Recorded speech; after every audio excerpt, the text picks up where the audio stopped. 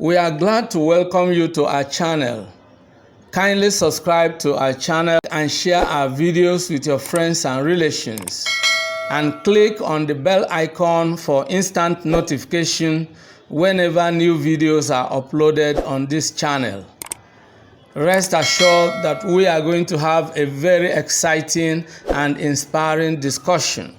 Let's dive into the lesson right away. Hello and welcome back to our English lesson series. Today we'll be exploring relative clauses and how best to use them. By the end of the lesson, you will understand what relative clauses are, how to identify them, and how to use them to enhance your writing. This is English Classes Online, and as usual, I am your host, Benjamin. Let's dive right in. What is a relative clause?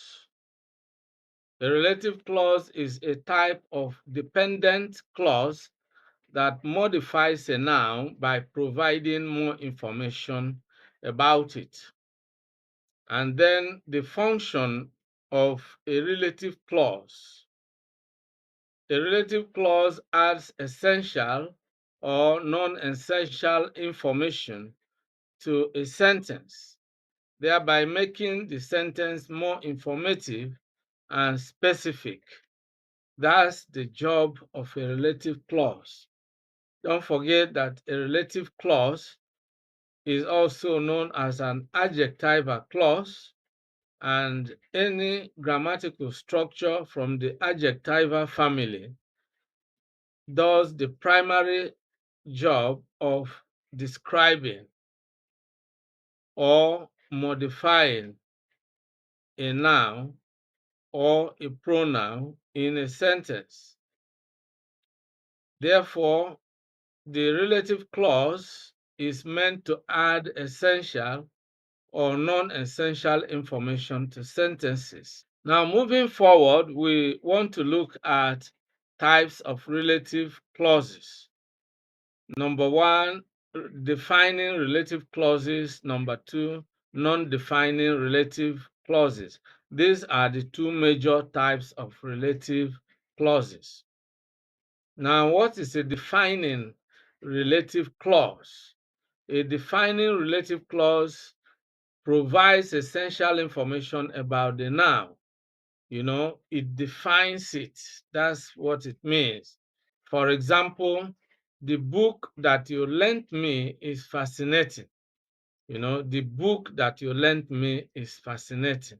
Now, in this type of clause, you discover that the book is defined.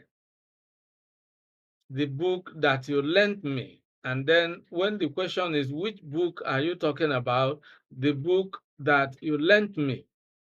That's specifically the book being referred to. So when you say the book is fascinating, somebody ought to ask, which book are you talking about? So you need to specify it with a relative clause, that you lent me, the book that you lent me, the book, which book that you lent me, okay? Now, the non-defining relative clause provides extra information that can be omitted without changing the meaning, okay? For example, my friend John, who lives in New York, is visiting. So if you remove who lives in New York, you can simply say my friend John is visiting, and the meaning is complete, okay? My friend John, Now, when you say my friend, somebody may ask, which of your friends? John. So it's already complete. But when you say who lives in New York, it's just an additional piece of information. It's like saying, my friend John is visiting. By the way, he lives in New York, So that is just an additional piece of information. And if you remove that piece of information contained in that non-defining relative clause, it doesn't change the meaning. Okay? Moving forward, we look at relative pronouns, beginning with who. Who refers to people. For example, the teacher who inspired me is retiring. Relative pronouns always begin relative clauses. The next one is whom. Whom refers to people as well. Okay, for example, the person whom you met is my cousin. The person whom you met is my cousin. Which refers to animals and things. For example, the movie which we watched was thrilling. That refers to people, animals, and things in defining clauses. For example, the car that I bought is new. The car that I bought is new. Then the next one is whose. Whose shows possession. For example, the artist whose work we admire has an exhibit or is going to have an exhibition, for example. Okay, so let's now move to the next item on our agenda, which is using defining relative clauses. How do we use them? Now, what's the purpose of a defining relative clause? The purpose of a defining relative clause is to specify exactly which person or thing we are talking about. Now, let's look at the structure. For example, the student who studies hard will succeed. The student who studies hard will succeed. Now, who studies hard is a defining relative clause. Now, one of the things that actually characterize a defining relative clause is that it doesn't require any commas. You don't use commas with defining relative clauses. Now, relative pronoun omission. Sometimes relative pronouns are omitted when it functions as the object. For example, the book you gave me is great. Now, what is omitted here is either which or that. The book that you gave me is great. And so when you omit the relative pronoun, it will still make sense, okay? And this, of course, you cannot do with a non-defining relative clause. When you say, for example, my friend John, who lives in London, is visiting.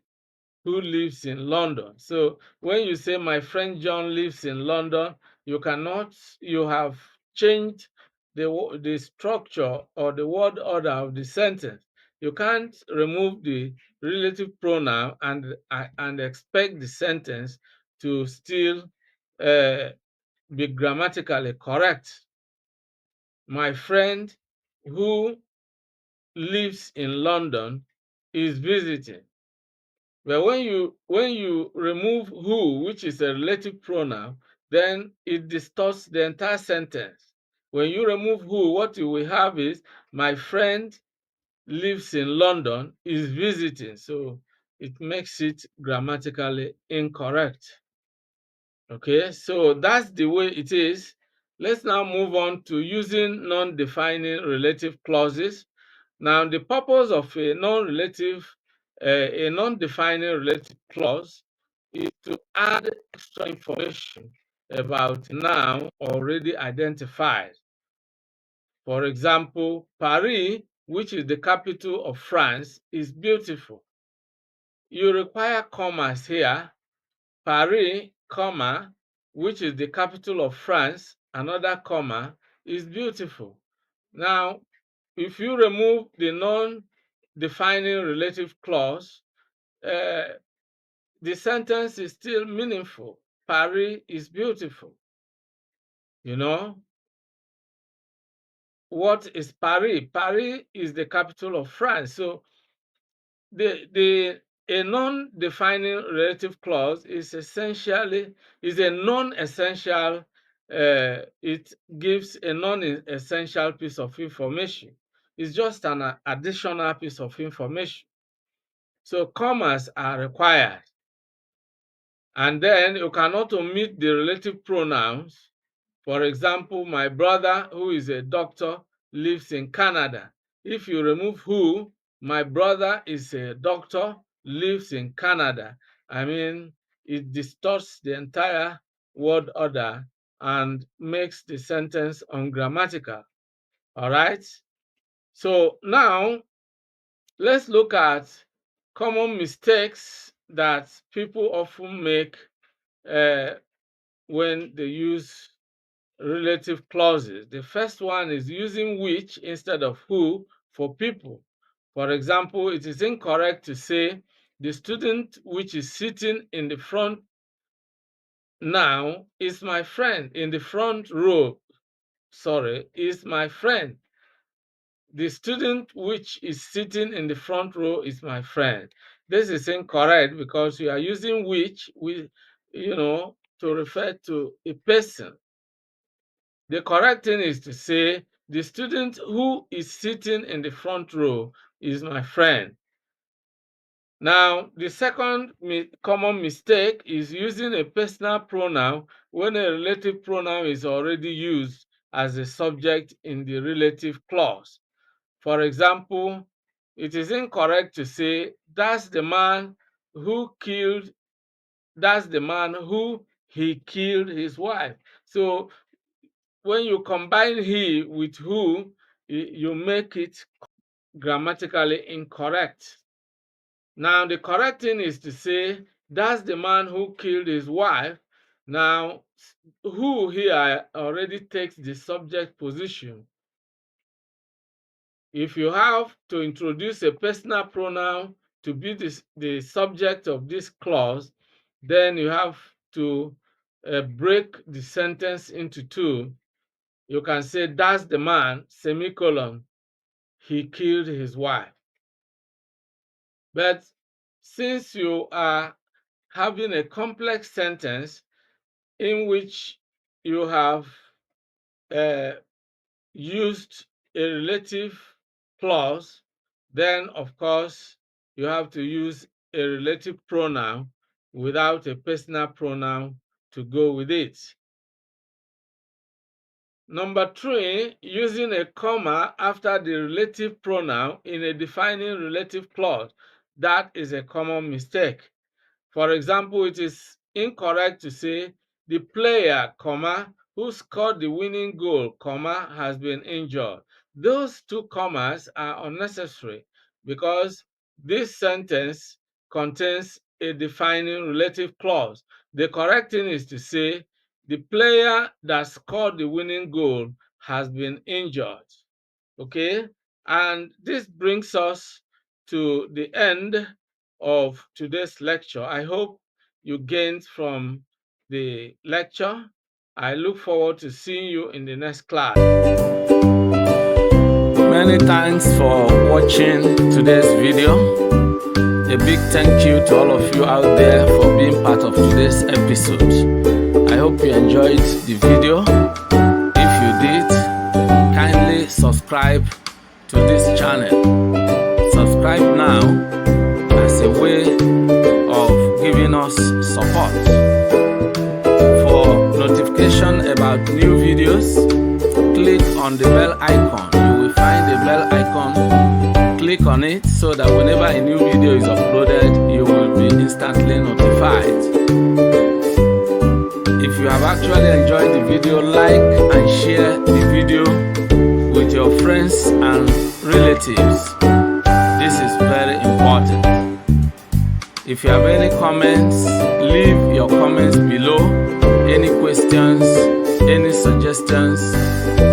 We would gladly receive them and respond promptly and positively to them. See you in the next video. I look forward to always seeing you in the new video. Thank you